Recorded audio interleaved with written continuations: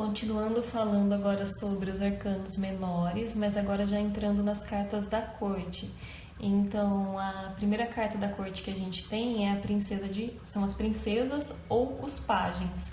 E, na verdade, os pajens, eles eram crianças que ajudavam os cavaleiros.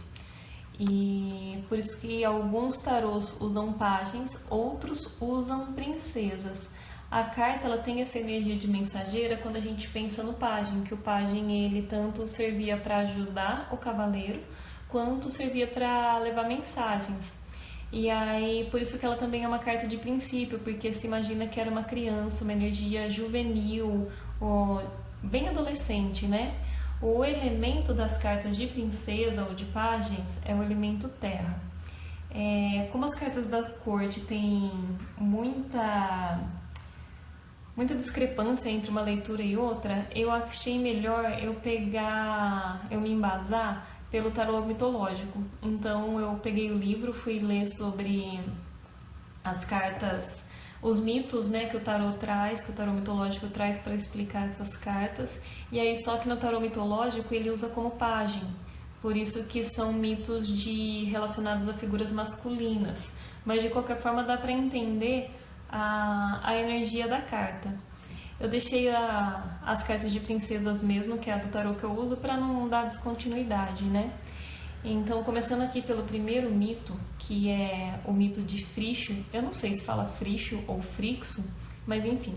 Ele era filho de um rei com uma fantasma. E quem mandou esse rei casar com uma fantasma foi Zeus. E aí, só que depois de um tempo a fantasma sumiu e esse rei casou novamente. E a nova esposa do rei, ela tinha muitos ciúmes do Frixo. Ela queria dar um jeito de sumir com o Frixo para que o filho dela fosse o herdeiro do trono. Então ela combinou com algumas mulheres de secarem as sementes de trigo e espalhou um boato que Zeus, o Deus Supremo, queria a morte de Frixo, o sacrifício de Frixo, para que as sementes voltassem a germinar. Quando Zeus ficou sabendo que ele foi envolvido numa intriga dessa, ele ficou pé da vida. Então ele mandou um carneiro que ele tinha, né, um carneiro mágico, digamos assim, mandou esse carneiro para salvar Frixo. E aí esse carneiro voava e ele levou Frixo para a ilha de Cólquita. E aí esse é o cenário, né, a ilha de Cólquita é o cenário para o mito de Jasão. Porque da lã desse carneiro foi feito um manto que protegia de vários ataques, inclusive de ataques mágicos. Mas enfim, o tarô mitológico diz que o Frixo ele tem essa energia de uma nova aventura, porque ele abre a grande aventura que é a do Jasão, mas ele não é o personagem principal, né? Então, ele tem essa energia do fogo, mas é de início, de motivação, mas ela não é forte o suficiente para se manter na história.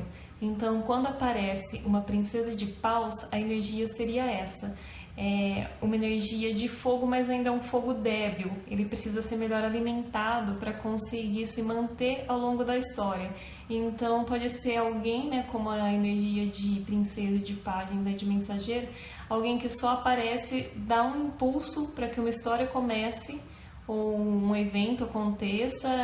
É a pessoa que dá um empurrão, mas ela não vai participar disso que ela empurrou. Ela só vem ali realmente para dar esse impulso inicial.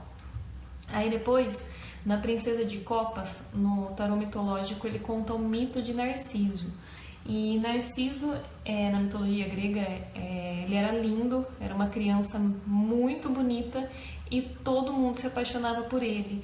Homem, mulher, criança, velho, todo mundo que visse Narciso ficava enfeitiçado, apaixonado por ele. E como tinha sido profetizado que Narciso poderia se apaixonar por si mesmo, a mãe dele escondeu tudo que era espelho e nunca deixou ele se ver. Mas acontece que um dia ele, andando sozinho pelo bosque, fica com sede, vê um lago, ele vai lá se ajoelha no lago para beber água e a água estava paradinha, então ele vê a própria imagem dele refletida. E olha que interessante, a gente está falando de uma carta de copas e está sendo usado um mito no qual a água aparece para refletir a imagem de si mesmo. Então, a carta da princesa de copas, aí relacionada ao mito de Narciso, ela tem a ver com o despertar do amor próprio e do autoconhecimento, o despertar das emoções, porque até então a mãe dele impedia inclusive ele de se conhecer. Então, se aparecer a carta da princesa de copas na tiragem, ela tem essa energia de despertar de emoções e de autoconhecimento. E na verdade a gente precisa ter, né, o amor próprio. Então essa princesa, ela traz, a princesa de copas traz essa mensagem.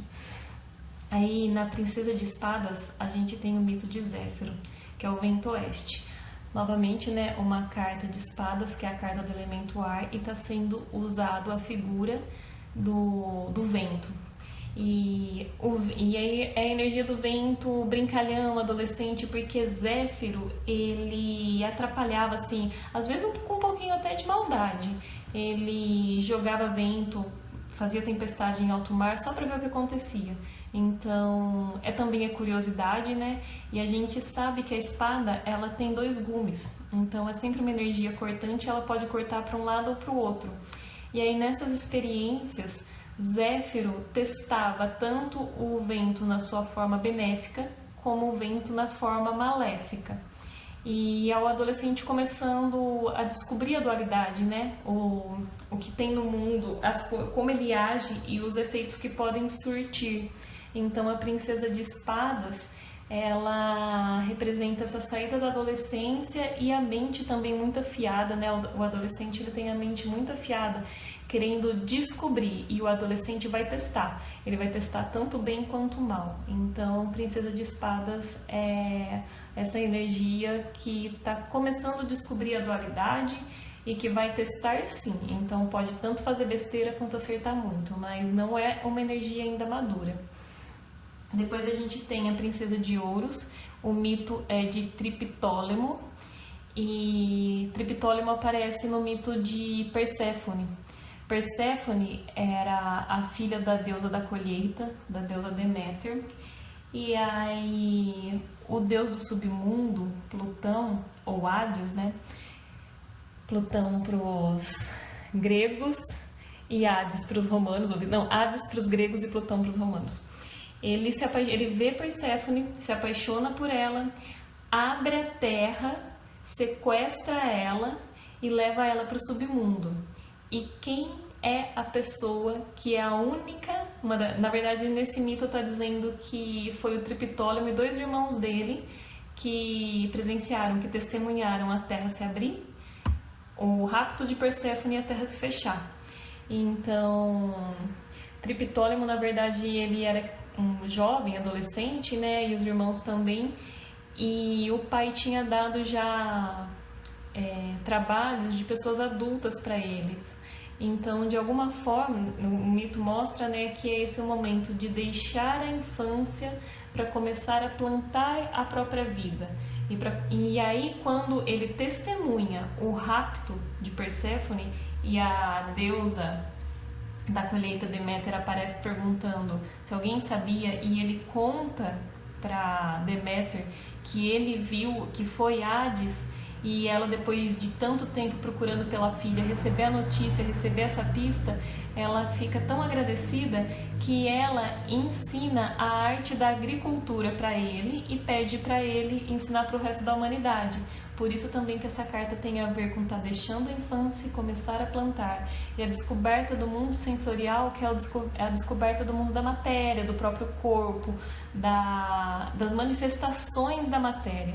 Então essa carta da Princesa de Ouros, ela tem a ver com a descoberta da matéria e como agir no mundo. Então o adolescente está deixando de ser dependente, está começando a plantar a própria vida, está começando a descobrir o próprio corpo e a se manifestar na matéria enquanto pessoa com o próprio corpo, a forma de vestir, a forma de se posicionar, e também já buscando a própria independência.